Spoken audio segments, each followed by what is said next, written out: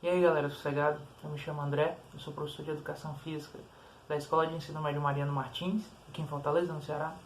Eu vim a convite da Atlética de Ouro conversar um pouquinho sobre a relação entre esporte e escola. Minha fala aqui ela não tem nenhuma pretensão de ter um rigor acadêmico, de citar autores, enfim, apenas de uma percepção minha da realidade. A ideia é suscitar o debate, continuar o debate. Então qualquer coisa vocês podem ir colocando nos comentários que a gente vai continuar na brincadeira.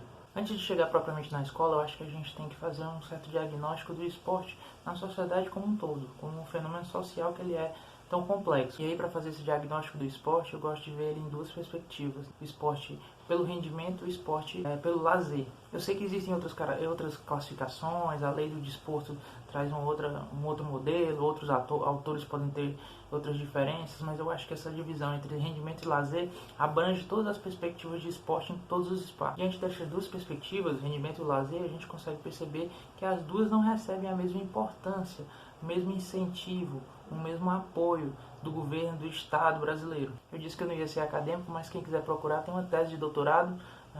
O autor, se não me engano, chama Luciano Bueno, é um gestor lá do Rio de Janeiro, que ele faz uma avaliação histórica, inclusive, da diferença de investimento entre o esporte de rendimento e o esporte de lazer. Mas para além de trabalhos acadêmicos, a gente pode pensar na própria realidade mesmo. Como é que estão as nossas praças públicas? Como é que estão os projetos sociais de lazer esportivo? Como é a prática esportiva difundida realmente para a maior parte da população? O último relatório do Programa das Nações Unidas para Desenvolvimento, da Unesco, ele traz um dado interessante sobre isso. Cerca de 7 brasileiros em cada 10 na vida adulta não pratica esporte. Esse dado pode ficar ainda mais absurdo se você fizer recortes diferentes, recorte de raça, recorte de gênero ou de região do Brasil, por exemplo. Essa discrepância entre esporte e rendimento e esporte e lazer está em todas as esferas. Se a gente pegar na universidade, por exemplo, a realidade é talvez muito parecida.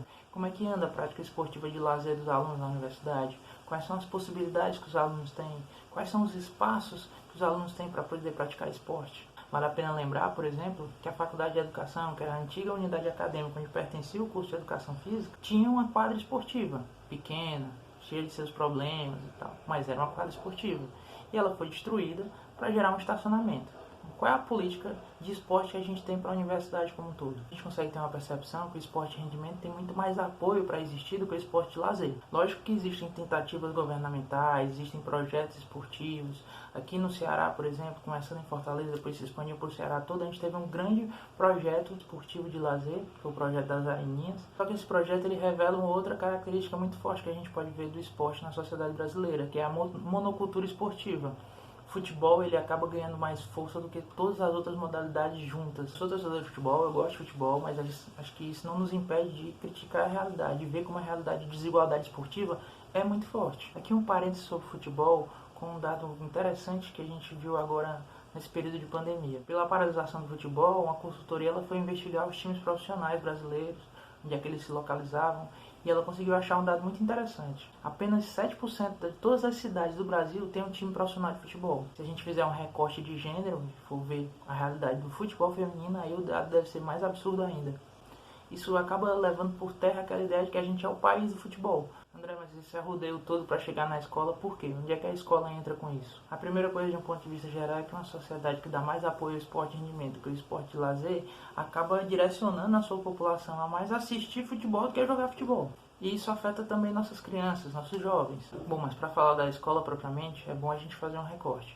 Porque cada escola, cada instituição de ensino é um universo completamente diferente. Então eu vou situar a reflexão que eu faço mais na realidade da escola pública e tentar ver do ponto de vista geral o que a gente consegue perceber. O primeiro ponto que a gente pode falar é que a educação física, mesmo com tudo que a gente já caminhou, ela ainda não tem o devido valor como de outras disciplinas. Por exemplo, aqui a gente podia começar uma discussão inteira sobre índices educacionais, SAEB, DEB, como isso atrapalha tudo, mas vamos evitar a fadiga. Certa desvalorização da educação física acaba se estendendo um pouquinho para o esporte na escola. Se deixar, se estende até o professor. Na escola a gente tem que diferenciar a educação física do esporte. O esporte faz parte da educação física escolar, mas ele não existe sozinho lá dentro da educação física escolar. Existem uma diversa gama de conteúdos além do esporte. Nesse sentido, então, vale a pena falar do esporte como um projeto à parte da educação física escolar. Para isso ele teria um espaço-tempo específico, um projeto de trabalho específico e até uma formação de professores específicos. Mas infelizmente essa não é a realidade. A gente não tem, de certa forma, esse projeto exclusivo para o esporte dentro da escola.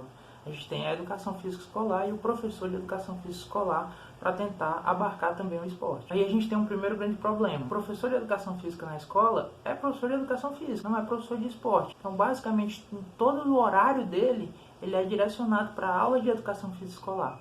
Qual tempo sobra para ele trabalhar o esporte? Na realidade, o que acontece é que muitos professores desenvolvem projetos esportivos na escola por conta própria, passando do seu horário, ou então buscando alguns acertos dentro da realidade com a gestão escolar. Do ponto de vista macro, geral, o sistema educacional como um todo, você não tem uma política clara que valorize o esporte. Outro ponto é que o professor de educação física muitas vezes não se sente capaz de trabalhar, de desenvolver um projeto esportivo. Muitas vezes porque acredita que a sua formação não foi suficiente para desenvolver um projeto esportivo, ou outros momentos pode ser por uma interpretação do que seria esse esporte na escola. Uma interpretação enviesada, como se o esporte na escola fosse também necessariamente um esporte de rendimento. Por que os professores caem nessa armadilha dessa interpretação? O esporte dentro da escola, a parte que chama mais atenção são as competições escolares, os jogos escolares. E aí, diante dessa interpretação, diante dessa percepção, diante dessa pressão, o professor com pouco tempo, às vezes com pouco material, o que ele vai fazer?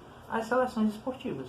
Na realidade, então, dentro da escola, a gente acaba por reproduzir o que existe fora dela. A predominância do incentivo do apoio ao esporte de rendimento. Nessa perspectiva, na escola, por exemplo, só os melhores terão chance. Aquele menino, por exemplo, que queira aprender a modalidade, talvez não vai ter chance, porque eu só vou ter espaço dentro da seleção. E na seleção só vou colocar os melhores. André, pelo amor de Deus, você está falando então que a gente tem que acabar com as seleções esportivas e ignorar os campeonatos escolares? Não, de forma nenhuma, jamais.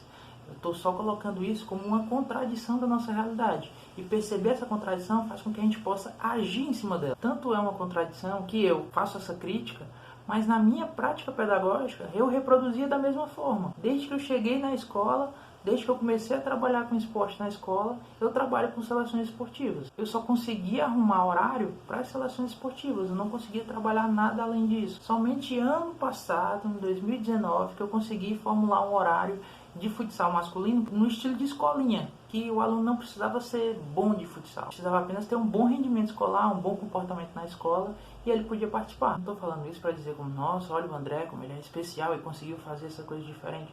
Não, a realidade da minha escola me possibilitou refletir e construir uma possibilidade diferente. Em muitas escolas você pode, por exemplo, não ter nem essa possibilidade. Uma outra característica da escola, a gente repete também a monocultura esportiva. Qual é a modalidade que faz sucesso? Qual é a modalidade que a gente sempre consegue formar time? Que a gente sempre consegue colocar em competições? O futsal. E as outras?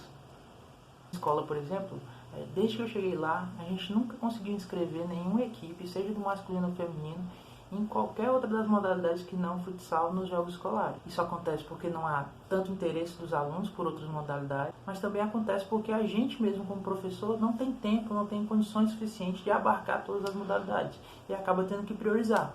Como é que a gente lida com tudo isso, André? Só o professor com a sua espada salvadora vai conseguir mudar tudo? Eu não acredito nem um pouco nisso.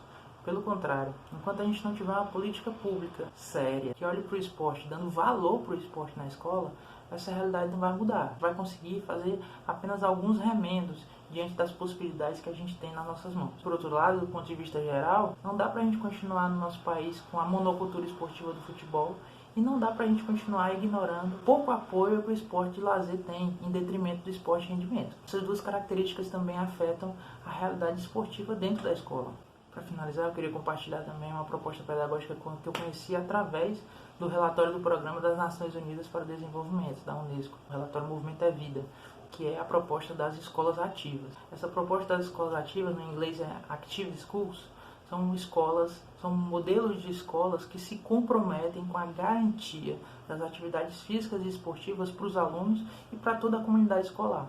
Esse comprometimento vai desde o aumento das aulas de educação física, mudança nos espaços da escola, nas salas de aula, nos móveis da escola, até chegar no incentivo aos alunos, à comunidade escolar como um todo, que venham para a escola a pé de bicicleta. Muito obrigado por quem chegou até o final. Eu encerro a minha fala aqui, que eu tentei passar por um pouquinho da minha perspectiva, da minha angústia, da gente conseguir realmente difundir, democratizar o esporte para todas as pessoas, não só para os melhores, e isso em todos os espaços, seja na escola ou fora dela.